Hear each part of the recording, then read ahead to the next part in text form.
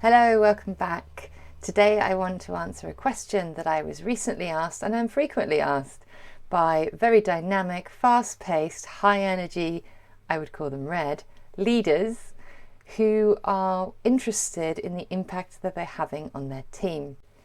The question is this: is my fiery red, my active, fast-paced, dynamic style of leadership wearing out the more harmonious, calmer, patient members of my team?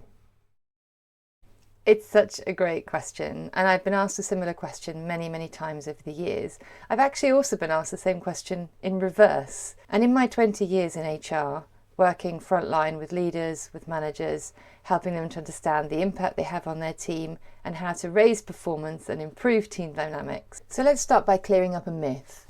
There appears to be this myth that the best possible type of leadership, the one that most commonly leads to success, is about pace, results orientation, efficiency, pragmatism, that there's a one style of leadership that generally gets the best results.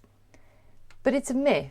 It is a myth, because I've seen some very successful people who lead in a really different way. So is it true?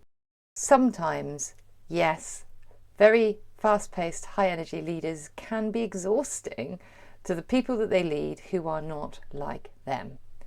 Particularly, to be honest, it's more likely to be the case where they think it's the only way, they don't adapt their style, they carry on the only way they know, and they wear people out. Especially those people who are trying to do well, who want to please, or who are harmony seeking, or who want to do right by the team.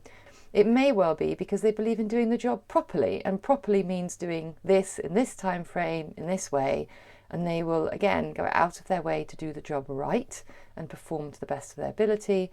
And it may well be that they just want to be liked and appreciated, and that they want to be included and involved, and in order to do that they have to keep up with whatever leadership they are getting.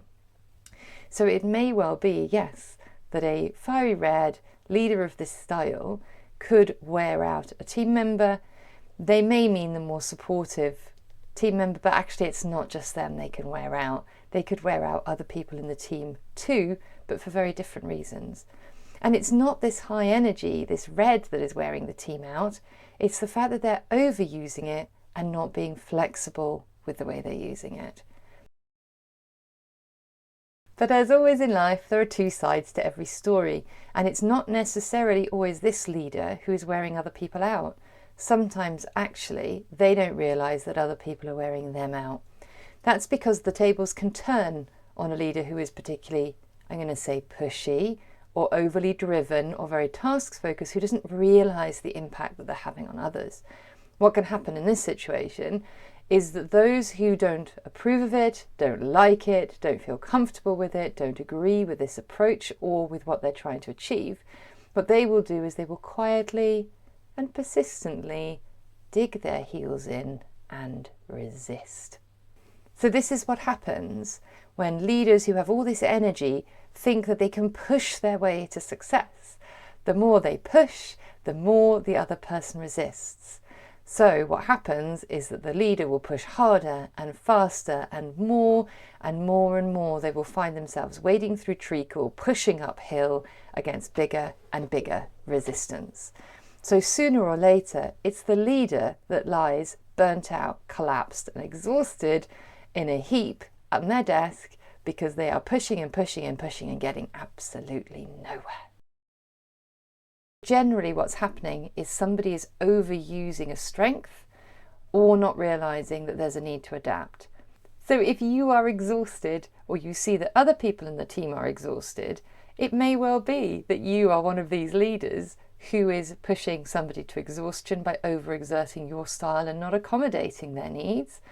But it may also be that they are overusing something and you are getting exhausted.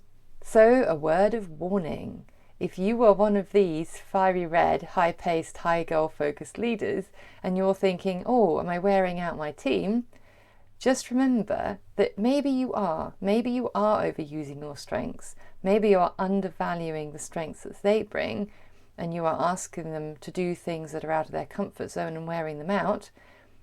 Or this could backfire And you could be thinking, how do I change them? When in reality, you need to change what you're doing before you wear yourself out, because it's just as likely that you will burn yourself into the ground trying to shift somebody who doesn't want to do and be the way that you're expecting from them. If you want to know more about how this works, specifically around the colours, or generally as a leader you want to talk through how this is affecting you and how your style might be impacting on your team, feel free to comment here or get in touch with me, and I will be able to give you a little bit more information about how it all works and what you might be able to do to make things a little bit easier for yourself.